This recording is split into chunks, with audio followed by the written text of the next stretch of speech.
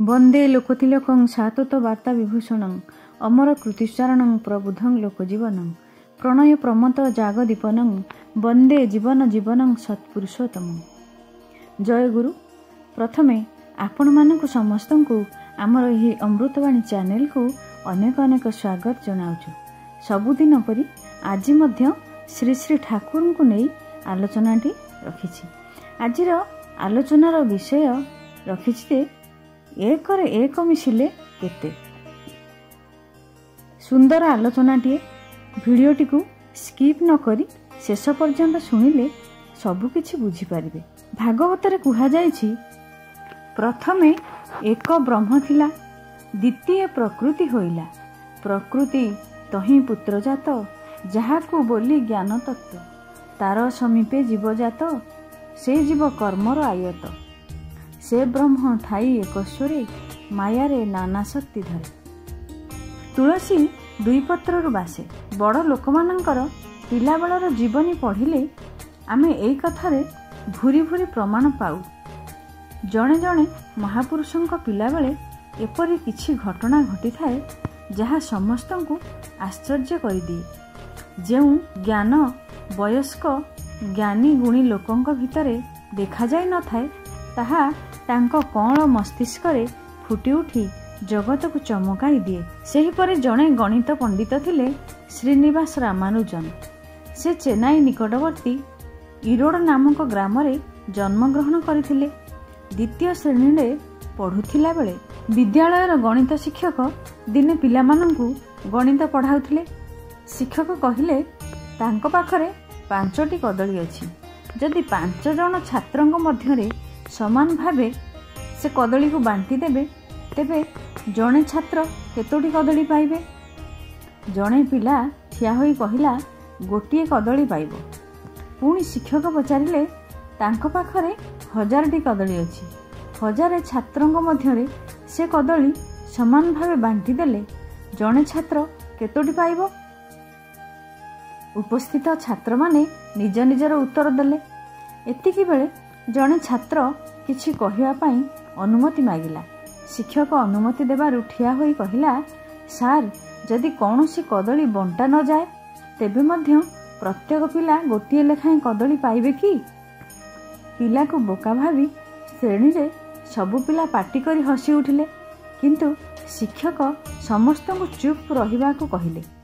पिलाटी आदौ बाजे प्रश्न पचारि नाही, बरम ता प्रश्न रे किछि नुआ भावना उद्रेक होईछि। कहिले ठीक अछि, से प्रश्नर उत्तर मु देबी। जदि शून्य संख्यक कदली शून्य संख्यक छात्र मध्यरे बंटा जाए, तेबे प्रत्येक असंख्य कदली पाइबे। छात्र माने शिक्षकंकर उत्तर शुणी किछि बुझी पारले नाही। पिलार जटिल प्रश्न सांगकु शिक्षकंकर उत्तर मध्य जटिल थिला। शिक्षक पिलाको तार एते सुंदर प्रश्न पाई धन्यवाद जणाइले। ए कथा मध्य से कहिले जे पिलाटी दिने बड़ गणितज्ञ हेबो। एही प्रश्नर उत्तर पाइबा पाई बड़ बड़ गणितज्ञ मानकु शह शह वर्ष लागि जाइछि।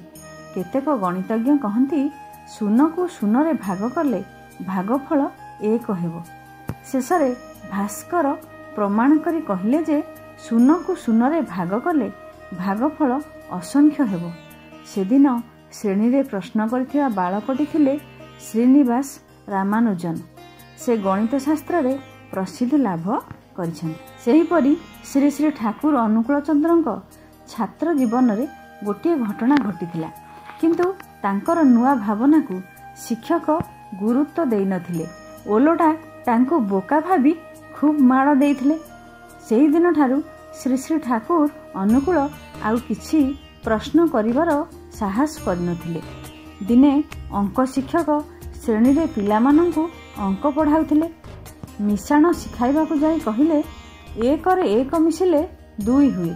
सबु पिला बुझीगले, हेले गोटिए पिलार मनरे संदेह जात होला। से थिले श्री श्री ठाकुर। भाबिले, जगतरे जहा भी देखुची सबु तो असमान। कौनसी गोटिए वस्तु संगरे आउ गोटिए वस्तुर पूरापूरी मेल तो खाउनी। ठीक यही परी दुईटा वस्तु केबे भी दुनिया रे कौनसी जगार ଦେଖାଯାଇ ନାହିଁ। ସବୁ ଯେତେବେଳେ ପରସ୍ପର ଅସମାନ, ସେତେବେଳେ ଏକ ସଙ୍ଗେ କିପରି ଭାବେ ଏକ ଯୋଗ ହୋଇ ଦୁଇ ହେବ? ସନ୍ଦେହ ଦୂର କରିବା ପାଇଁ ପଚାରିବାକୁ ସେତେବେଳେ ଭାଷା ନଥିଲା କି ସାହସ ବି ନଥିଲା, କାରଣ ସେ ଥିଲେ ଶିଶୁ। ଶିକ୍ଷକ ମଧ୍ୟ ବାଳକର ବୁଝି ନ ପାରିବାର ତାତ୍ପର୍ଯ୍ୟ ଜାଣିପାରିଲେ ନାହିଁ। ତାଙ୍କୁ ନିର୍ବୋଧ ଭାବି ନିଜ ବୋଧରେ ଆଙ୍ଗୁଳି ଦ୍ୱାରା ଆଉ ସହଜ କରି ବୁଝାଇବାକୁ ଚେଷ୍ଟା କଲେ।